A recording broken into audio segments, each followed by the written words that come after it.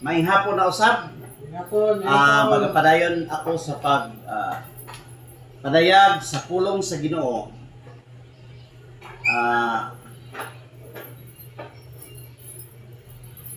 Dito man to nagsugod sa litania o balak ni Mary. Napay isa nga ako ikuan. I-discuss. Kay diha mo sa litania, naigiingon diha nga si Mary arka sa kasabutan, id-ampo mo kami. Kana mo idako nga talinghaga. Nganong si Blessed Virgin Mary ginganlan man siya og arka sa kasabutan. Kanang arka sa kasabutan ug ato na tan-awon, wala siya container. Naay kirubin nga ang mutan-aw niya na mamatay. Labi na katong mohikap nga rin katong istorya ni Usa nga namatay siya ug napatoy 70 ka tawo nga nitan-aw namatay. Mo tong tabunan to siya. Apan ang pangutana diha nganong nahimo mang arka sa kasabutan si Virgin Mary. Mo na ako gusto to kion para pud ang nato kaigsunan diha sa pagtuo. Ang uban nga wa man sayo hibalo. Ang pangutana karon kay naa man gud na sa barok kanang arka sa kasabutan usa sa gilaksi sa mga protestante nana sa barok. Kaya ang tubig nga libro nga gilaksi pod particular man to sa almsgiving. Kada ba kanang mutabang ka sa mga kabus ug timawa balda. Nga gawas sa imo relihiyon. Maski gawas sa imo relihiyon basugatan nimo sa dalan, imo tabangan. Mga kabus ug timawa atong mga lidi. Mo tong tubig. Diya sa barok, diya pa nimo makita ang kuan, arka sa kasabutan ug wa sayop. Ang pangutana karon unsay sulod atong arka sa kasabutan? Sa ako nahibal-an base sa mga reliable source, ang sulod ni ato naay tulok items. Una, baston ni Aaron. Ikaduha, dadi kalog. 14 words. Motong referring to siya sa kaysa una man gud ang 10 commandments, gitawag na 17 words. O katong balaod nga 10 commandments. 10 commandments. Ang ikatulo, mana. Now karon, unsa may girepresentahan anang rad o baaro? O kanang rad o baaron, ini dili ni gikan sa ako Dili ni opinion ako. Pinasikad gina. Oo, pinasikad gid kana sa kasaysayan, tradisyon. O ilabi na sa panudlok sa magisterium. Kaya kanang magisterium, gikan na Santo Papa, obispo, kardinal hangtod sa mga kaparian. Kanang rad o baaron, nagrepresentar na pagkapare. Kay si Kristo pare man. Siya ang the highest priest, equivalent to Melchizedek sa Old Testament. Kaya ang ginganlan man gud nga the most high nga priest is Melchizedek sa Old Testament. Pero sa New Testament na, si Jesus Christ na mo ipuli ni Melchizedek. Karon, ang Decalogue o 10 words, kung ato hinumduman, ang 10 commandments gi-revise nga ni Jesus Christ into 2 commandments. O si Christ mao ang word. The word become flesh and dwelt among us. Kaya kanang logo man God, di ka logo.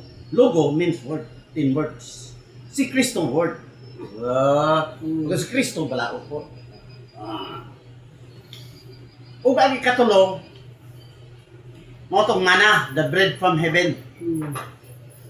Ug ato tan-awon diha sa balang kasulatan, si Kristo ang the living bread. Okay. So, diha na-discuss na ko nganong si Virgin Mary ginganlan og arkas kasabutan. Ug sa laing bahin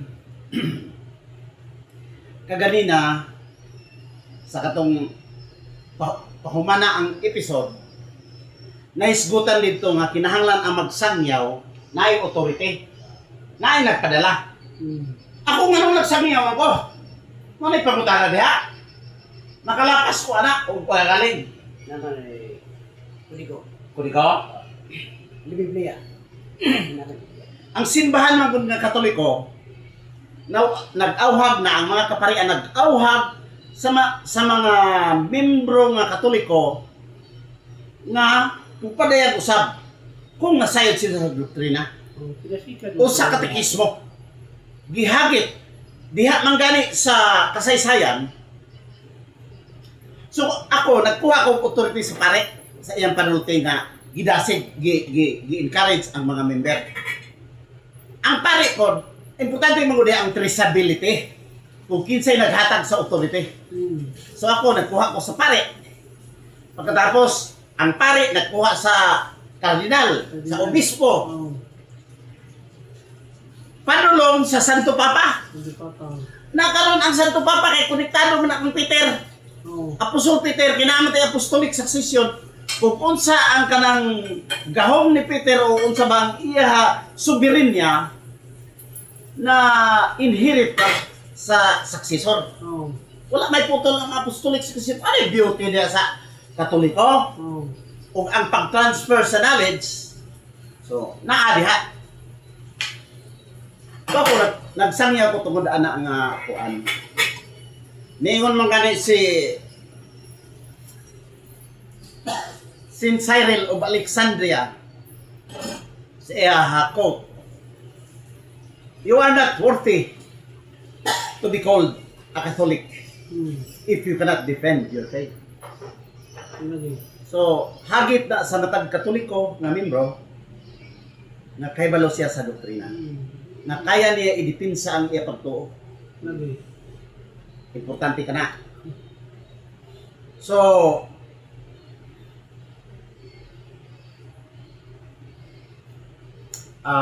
ikaw bra, basig na kay tampokon.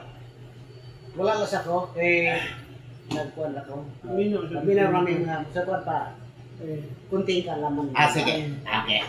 So, ikaw lagi may mas. So, tataog na yan diha nga naagyoy authority nga nagpadala sa imo. Pareha kang Barnabas, katong makbasa to nato sa Acts 13, 1-3. Ang Barnabas ug Saul nga napili sila nga mao'y musangyaw sa pulong sa Ginoo. Gipandungan ko sila before sila ni adto sa Cyprus.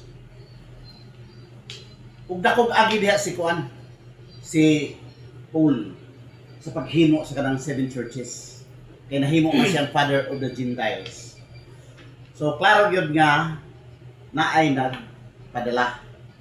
So most likely ang simbahan o magisterium mo ay magpadala kanimo. Now karon, ug ato kana ihilambigit sa uban nga mga sikta o denominasyon. Ang pangutana karon, kinsa may nagpadala kang John Smith nga founder sa SDA? Kinsa may adili kang sa Baptist?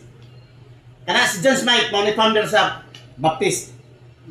Ka si Ellen G. White, kinsa may nagpadala sa iya? Asa man siya authority? Nga nagtukod siya og sa barista o SDA. Si Charles T. C. Russell nga mo'y founder nga magsasangyaw pastor. Kinsa may nagpadala sa iya? Si Charles Parham sa Pentecostal. Ang punta na, asa siya nga authority nga musangyaw o magtukod. O maingon man sa mga pastor sa lain sikta, asa sila nagkuha og authority? Sa ila founder.